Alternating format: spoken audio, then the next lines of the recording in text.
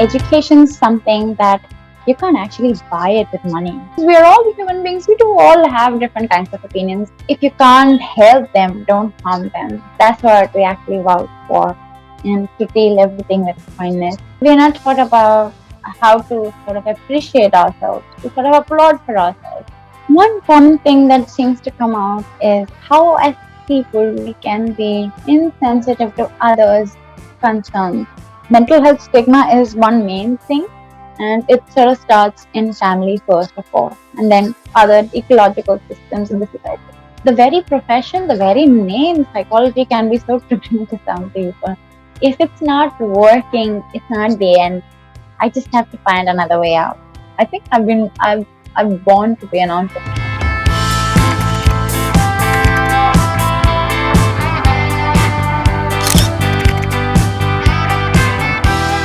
I am your host, Gaurav Garg, and we welcome all our viewers to our show, Amazing Mentor. Today with us is Absy Sam. She is a counseling psychologist by profession. She received her theoretical training in community psychology from the University of Britain, followed by certificate and degree in trauma-informed mental health care, child psychology, and relationship counseling. She is particularly skilled at addressing the mental health concern of adolescents, young adults, and adults, including stress and time management, relationship counseling, substance abuse, domestic violence, parental problem, depression, loneliness, anxiety, sexual issues, identity crisis, and work issues. She believes that therapy can have a variety of experience and meanings on individual, and thus approaches her client in an eclectic manner. She assists the client in detecting the session because she believes clients should have a greater voice in therapy sessions. She believes that therapy is not about reinventing a person, rather than guiding them towards compassionate and love self-reflection. In her therapy sessions, she uses ethical and evidence-based techniques to assist her clients get the most out of each engagement with her. She also mentors students who reach her out. She is the founder and therapist, Christian Counselling. It's a pleasure to welcome Absy to our show, Amazing Mentor. Welcome, Absy. Thank you so much, Mr. Gaurav. This is a pleasure for me as well. So tell us about your childhood and any particular childhood memory that you would like to share with us. I do have plenty of amazing childhood experiences. I mean, most of the times wherein I was just trying my hand out, but seems that my curiosity got the best of me rather than killing the cat. So most of the times there was lots and lots of extracurricular activities along with my studies. So I must also say my parents were pro growth rather than like just the study or maybe just the extracurricular. Like, do what you are comfortable with. We are there to support you, and they were also pretty much involved in my studies and my other activities in life, and also. So, to be honest, I don't know as to where to start because there are plenty, but I do remember there was a time when I happened to actually stumble upon a class. Okay, I'll give you a background with this. My school had a few slums nearby, and there were some very brilliant, I must say, some very brilliant students out there. So we used to actually have this volunteering program where we used to invite students from there for after school. That is our after school program, so that they can actually come and get some experience with the students studying in that school. So I was in my 11th grade, and I happened to just see this class. I thought, okay, this should be fun and this should be a great thing. So I interacted with those children, and there were adults as well who were wanting to come and learn about things. I did this for fun, and I had lots of fun. Even though I was teaching them as a student teacher, but I was actually having a lot of fun. They were teaching me so much of things. They actually taught me that in that period that education is something that you can't actually buy it with money. It's sort of inside, and it's more about passion. It's more about how you can be a better person for, a better world tomorrow. I remember a particular child. He was so smart. At the moment I wrote down the math sum, he would actually be done with it. And I was like, okay, I need to actually calculate the answers myself rather than actually correcting, because he had it all. So I was just thinking, it's actually a privilege to study in a private school at times, but what matters is actually how do we sort of bond together with people rather than just putting them in labels and categories and things like that. So it seems that while I was actually having fun, I got nominated for a social service award. As soon as I finished my 12th, actually like I said, I was having fun, so I didn't document anything. So for this award, you actually had to document moments, or say, you had to put in pictures. And my teachers were like, why didn't you take pictures? I did not know that I actually had to document it, to put it in pictures, to actually say that yes, this is what I've done. Even if you actually ask me, I still don't do that. So yeah, I put in few pictures. Some of them were not even mine, they were from the past, volunteers. And luckily, I got selected among almost 30,000 applicants all around India to be amongst 11 other students like me.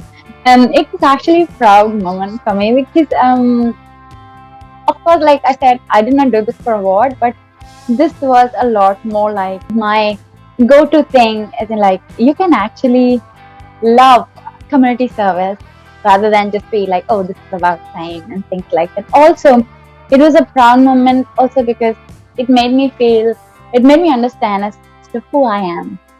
And that's when I realized I am actually a person who enjoys helping people, who enjoys making others a better version of themselves.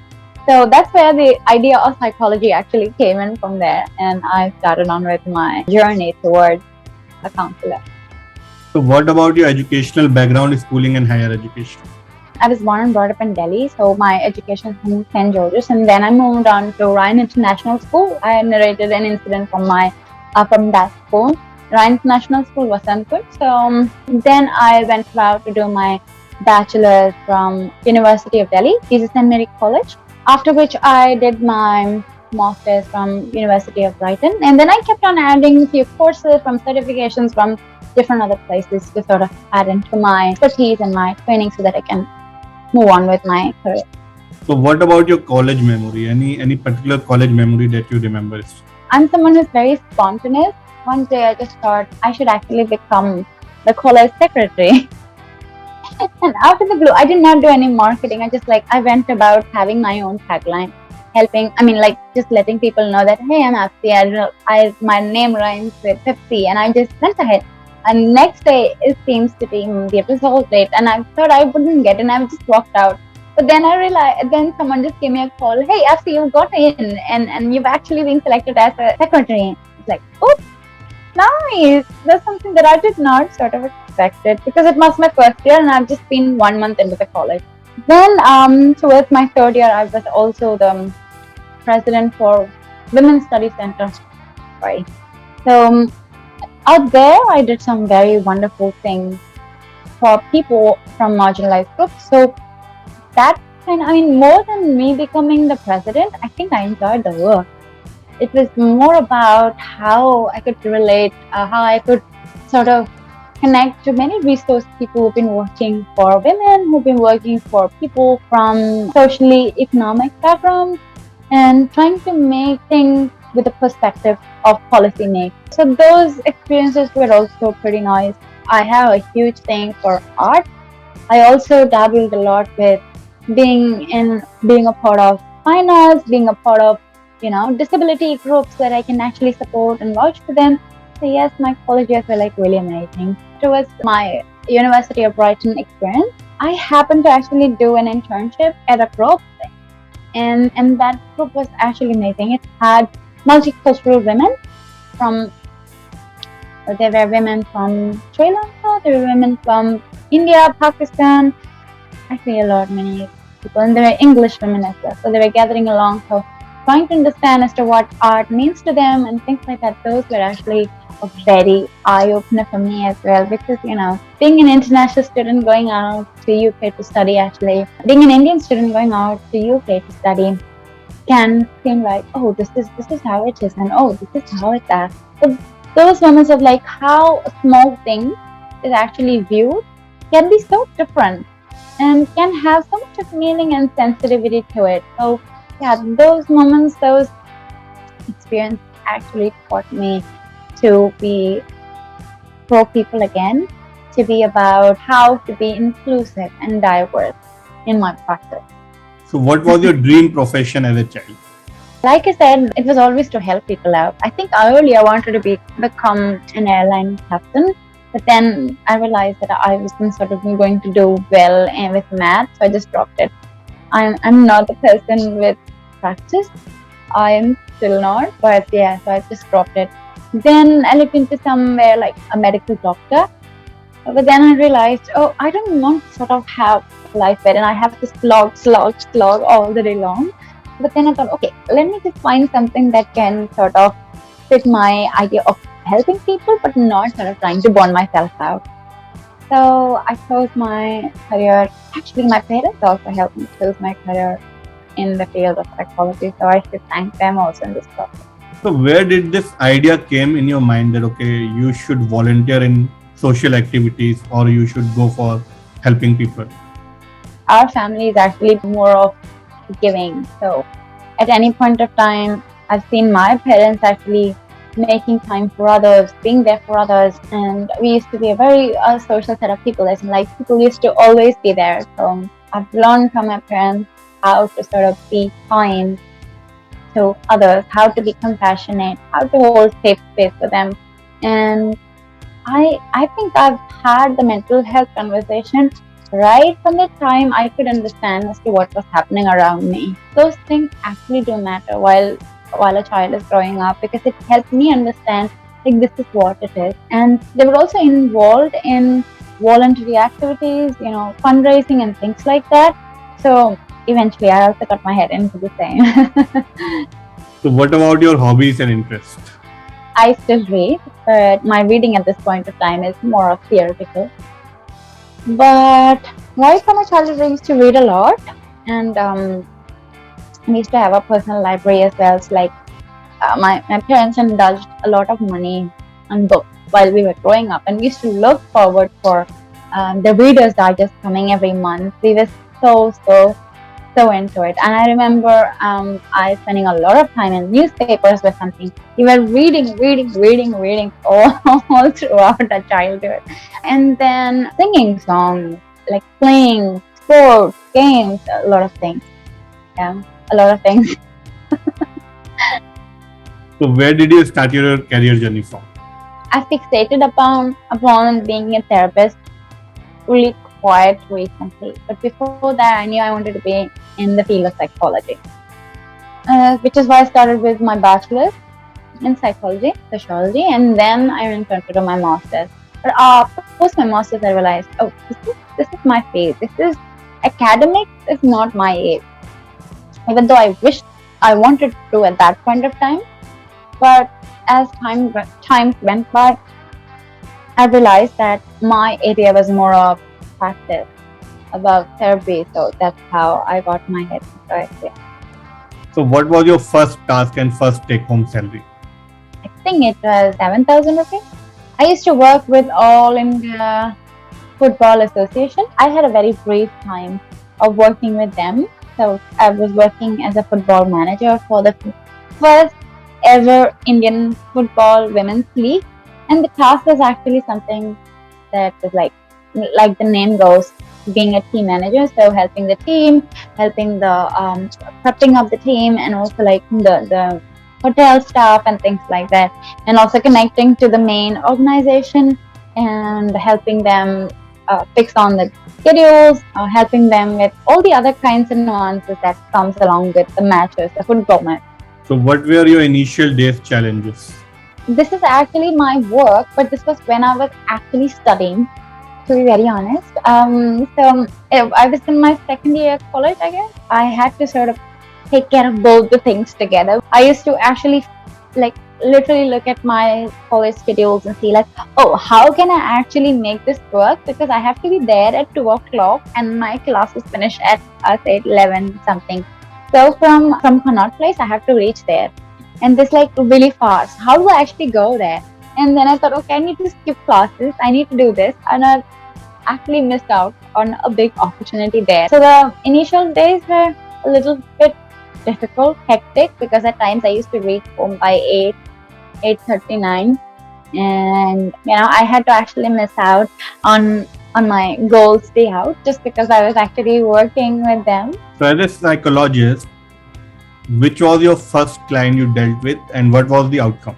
My first client that I dealt with was a client who was actually having problems with parents, actually. So why did you choose psychology as your career? I like helping people, and psychology seems like, in a way to sort of look into myself and reflect on it to get better and to help others help themselves. I got stuck with the word empowerment, and I still am, and it sort of helped me actually move my career journey ahead with psychology. So what do you think are the most important qualities and skills of top-notch psychologists? It's sort of something that almost all psychologists are bound to have. One is to have active listening. The listening part should be there. So, and also to have and to hold safe space for people without letting your judgment, because we are all human beings. We do all have different kinds of opinions, and how is it that we are not sort of hurting the clients that come to us who are already hurt with our opinions, with our maybe bias or judgment, and making that place a safe space. Also about boundaries regarding the clients, boundaries regarding the therapist, as to how to help the client, but not so that the client actually becomes dependent upon the therapist. And more so like also about how our profession is more of compassion based, but how is it that we can help ourselves from compassion fatigue? How about practicing what we preach? How about going to therapy themselves when you're feeling a lot more stressed, when you're feeling a lot more overwhelmed, and also indulging in supervision, a very, very important thing right from the start. But as we actually have progress through the career, you can actually let it go. But yes, peer supervision always helps. If you can't help them, don't harm them. That's what we actually vouch for, and to deal everything with kindness. So what do you do to update yourself in the current trend which is going on in your field? First of all, it's very important to be up to date with the news. Very, very important. Secondly, it's very important to sort of read up and to indulge in continuous professional development courses and resources, and staying in touch with other professionals who can actually share their kind of inputs and things like that. So it's important that one stays very much up to date in our profession. So what all are different type of cases and clients you have dealt with till date? I've actually dealt with people from all walks of life. So how do you handle stress? I handle stress very poorly. I spend more time with my child. I spend time listening to music, watching some of the other Netflix movies and other things like that. Also indulging in a lot of conversations with people, trying to understand, trying to sort of talk socially. Tell me about a time when you had to work with a client who refused to express their feeling or emotion. What did you do to make them feel comfortable around you? I think I've had few clients who had difficult time expressing themselves. So it goes to the fact that we are not taught to sort of be expressive about ourselves. We are not taught about how to sort of appreciate ourselves, to sort of applaud for ourselves. We're taught to be humble. We're taught to be sort of be hush-hush about the progress. So at times, all those things can keep mounting up, and it can seem like very difficult to sort of express. And it takes time with one two sessions, and if it's still sort of difficult, we refer them. And how do you sort of help them express if words are not enough? If it's not enough, as in terms of verbally, we use art-based resources that they can actually use to express themselves in various ways. So nowadays everything is going virtual. So what's your thought about virtual therapy? I'm actually pro virtual therapy, but yeah, like everything, there are some glitches to it. So first of all, the main concern being the network. Not everybody has access to network, and also, you know, not everybody has an access to a safe space. Even if they have home, it's not possible to actually find a home, as in like a room for just for yourself, for an even for an hour. So that sort of becomes a problem with virtual therapy. So unable to sort of concentrate, unable to sort of feel like safe in a place, if it's especially concerning someone of your family in a place where you might be actually be heard. So, but it's different. It's a different thing out in a place. If you're actually going in person, face to face, you can actually share things. Um, there's a few glitches, but virtual therapy is more people bound. So you don't actually have to travel 10, 15 kilometers and come and meet me. You're actually sitting in your own comfort. You can actually have a session just like how you're actually having for Q&As at this point. So, and that is quite accessible. It sort of helps because there are clients that I've had talk with. Some would like to actually switch their cameras off. Can you actually do that in a face-to-face counseling? No, you can't. So in a way, like I said, it has got its blessings, but yeah, there are some glitches, there are some demerits to it as well. So what all similarities do you see in different type of cases you have dealt with till date? One common thing that seems to come out is how as people we can be insensitive to others' concerns, put it upon someone to say, oh, this is just nothing, this is just a phase. You just have to get over it, just pray over it, just sort of throw your phone off, you'll be alright, there's nothing wrong with you and things like that. So this mental health stigma is something that I've come across very much, something that I'm hoping, that is something that I'm really trying very hard to work upon, doing some outreach and things like that to help eradicate this. Of course, it's going to be there a bit, but not to this extent, which is actually a concern for mental health professionals in India at this point. Mental health stigma is one main thing, and it sort of starts in family first of all, and then other ecological systems in the society. So why is mental health still a stigma in India? Why isn't treated like any other disease which we generally have? The mental health stigma is so much. If even let go of you actually having some sort of signs and symptoms, the very profession, the very name psychology can be so triggering to some people. But then there is plenty of ignorance, there's plenty of rigidness to know more about the field, rather than sort of trying to explore the field or trying to know if it's sahi hai ki nahi hai, just to know that if this is right or wrong. We are more ardent as to fixate, like it has got nothing to do with me and my family. So that is a concern. So what was the most challenging case till date you have dealt with? I'll get a few cases like that. But I'd say in general, people who have difficulty have themselves become challenging cases of all. If a client is aware of what to do and how to go about things, you just need a little bit of hand holding, a little bit of facilitating that. But if a client is sort of feeling really helpless, really hopeless, that's when it gets really challenging, wherein you're sort of in a jeopardy, as in like should you act as a mental health therapist or as a coach. So how was the transition from an employee to an entrepreneurship journey? I've had some very challenging thoughts to myself, but yeah, I've overcome that and have thought about it like I don't want sort of rags to riches in one day thing. So like it's okay, I take it slow. I don't want it sort of fast. I'm a stay-at-home mom, working mom, and I have a 2-year-old baby.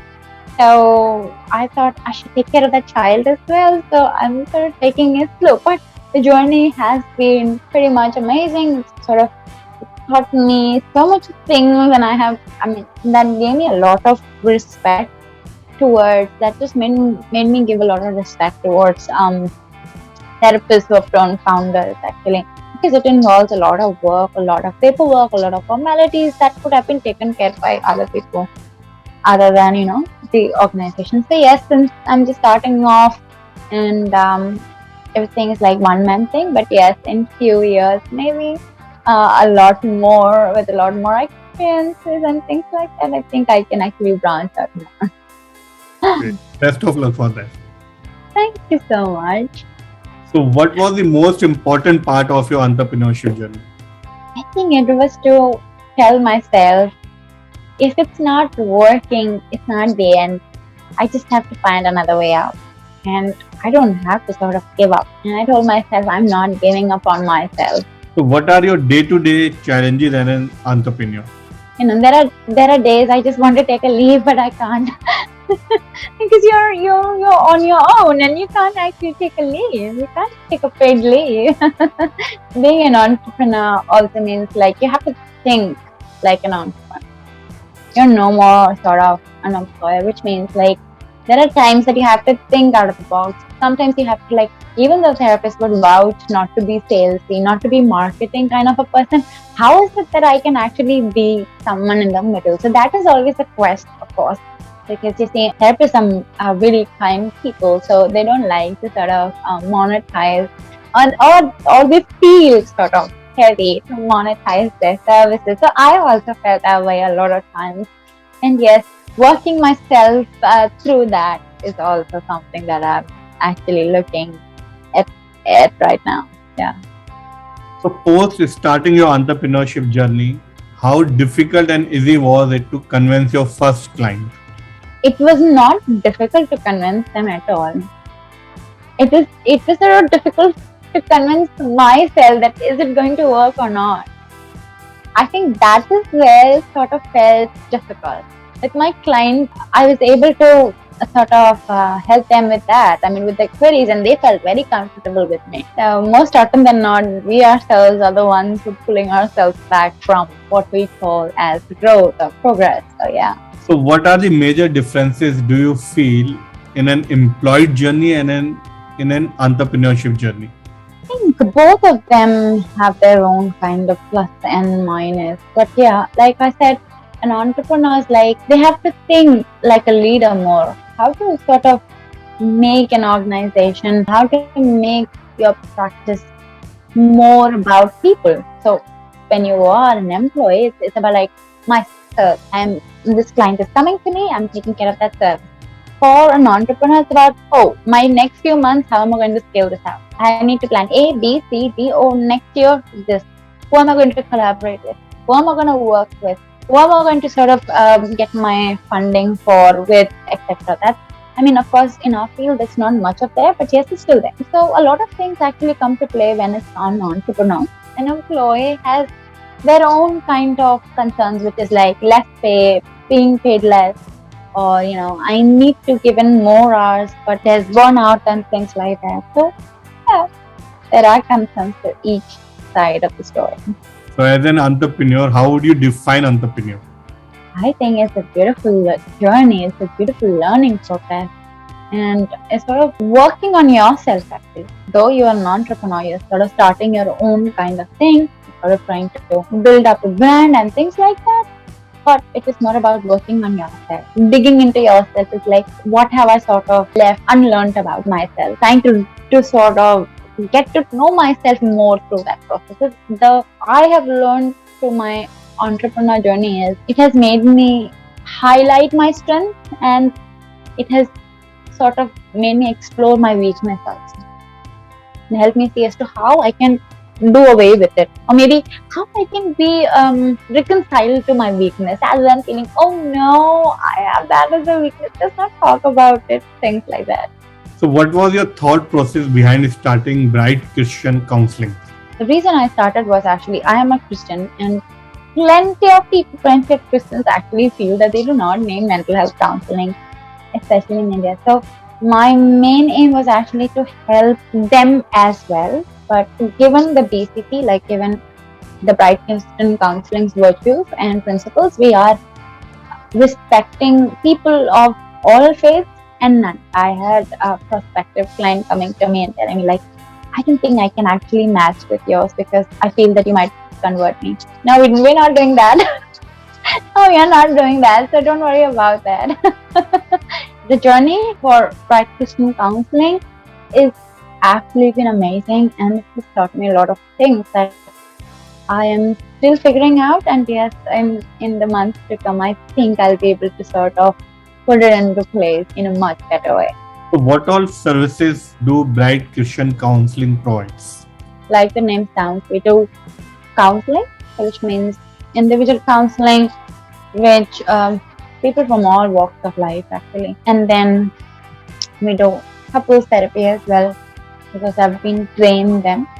And we sort of start thinking of starting for a family therapy, but yes, that's still in talk. Even though I've done family therapy before, but it's just that I'm sort of going to take it slow, like I said, take it slow. And we also provide Christian counseling only for those people who are going to ask for it. So as a founder, as an entrepreneur, Bright Christian Counseling, as you have said that, okay, I'm right now one man army. So what are your roles and responsibilities? My roles, one is I'm 24/7 learner. I'm a therapist. I'm a social media content writer, or maybe say graphic designer. And then I'm a mom. I should not forget that. I'm a mom, I'm a wife, I'm a daughter. All of these come together, and the different kinds of roles that I play. So how has been your journey from a student fundraiser to mental health counselor to founder Bright Christian Counseling? It has had its ups and downs. It taught me a lot of things that I don't think I can actually express it now, but I must say it led me to growth. It led me to a place wherein I'm not judging myself. It led me to have a perspective, to have a breather actually. Saying it's okay. I mean, I'm not actually losing it. I'm not a loser. I'm not a failure. It's just a day gone wrong maybe. I'll start this over tomorrow next. From there to here, if I probably look back, I think I had always wanted to be an entrepreneur. And back when I was a child, I used to write down, I think that was in 7th or 8th maybe. I used to write down like, I'm going to have this many people working with me, and I'm going to pay this much at that point of time. It's funny, I don't have those diaries anymore, but yes, I used to write some very long calculations and things like that. So yes, I think I've born to be an entrepreneur. So what was the most challenging phase of your journey? To get myself started, to be very honest, and to get myself motivated for it, because I was always like, do this work.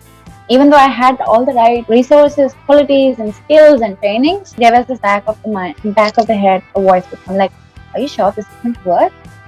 Are you sure this is going to actually go out? Like, what if you actually fail? What are you going to tell people and things like that?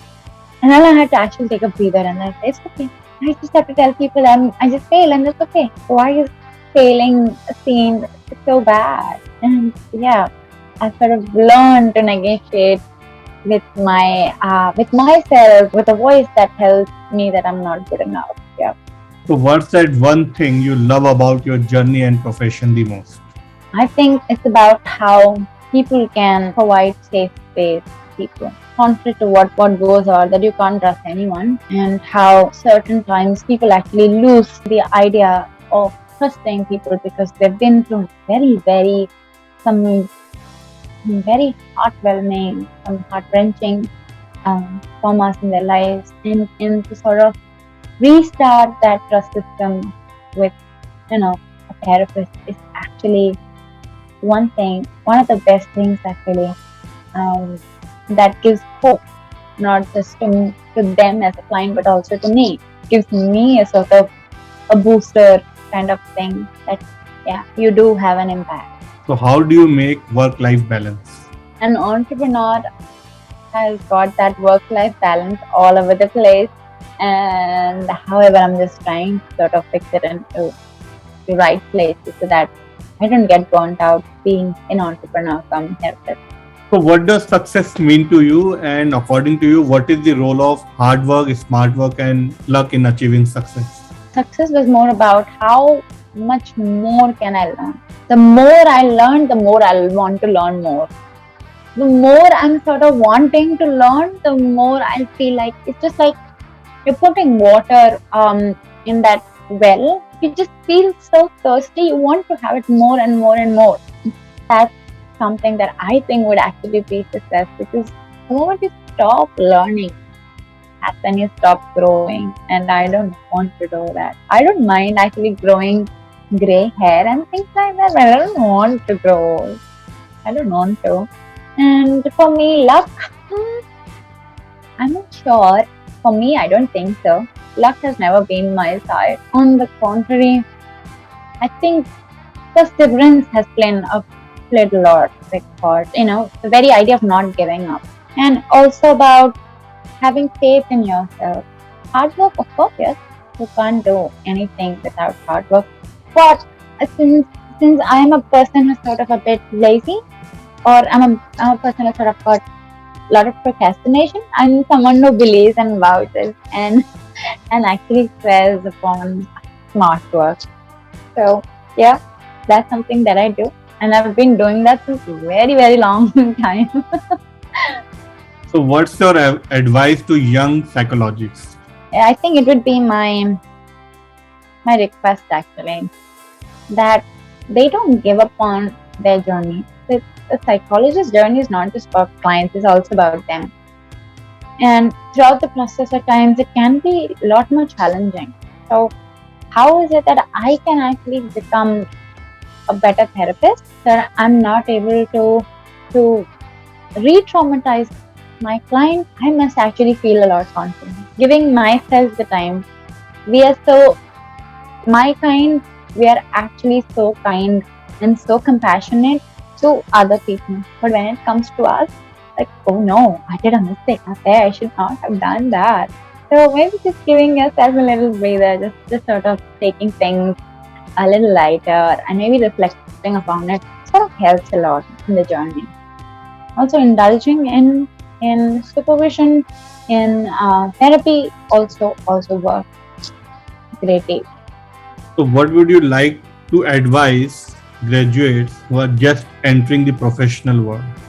Explore a lot, because one thing I have understood in life is, if you don't have jobs, make one. If you can't actually have what you want, try to see why and fix another way out of it. You see that clinical psychology or maybe counseling psychology is not your way, don't worry, there are other kinds of fields out there. You can actually still work, still be a part of the fraternity and enjoy your life, rather than be just sticking to clinical psychology or counseling psychologist and things like that.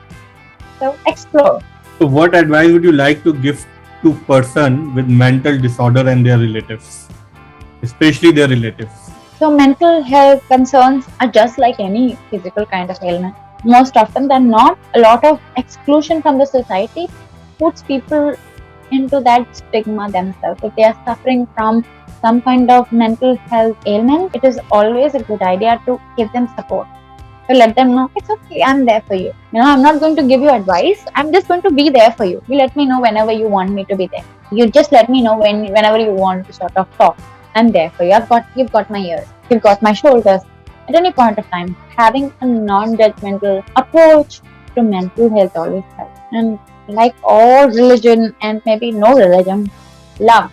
And that love actually does not have any bias, it does not have any judgment, it does not have any boundaries and things like that. Boundaries as in like the kind of labels, not the personal boundaries. So taking that into consideration, helping mental health, people with mental health concerns always helps. And people who are family of the people suffering from mental health concerns, I think they should also attend therapy, because it, like I said, you tend to feel tired, you tend to have so much of fatigue that you can't actually express it. Like if you sort of have one of your loved ones going through very difficult mental health time, you can't actually tell them, okay, stop being that, I am tired of taking care of you. So you need to actually go out and talk to a therapist to feel and to understand and to point out what's happening and how to go about it. So now we will start a rapid round. Your favorite actor and actress? I think I'd say Tom Hanks. Actress, Deepika Padukone. Your favorite color? Blue, dark blue. Your favorite destination? My home. Success in one line? Learning. Second choice of career? I'd still stick to it. Therapy. Your dream house. I am in one. So at last, one line that defines you. I am unique and I love it. So thank you very much for your time and sharing your experiences with us and trusting us. Thank you very much. Thank you so much, Gaurav, for your time as well. I really had fun. It was so nice to actually look back into my days and sort of look back into it with so much of pride and warmth. Thank you so much. Thank you. Thanks for watching Amazing Mentor. Don't forget to subscribe and hit the bell button to get regular updates. Thank you very much.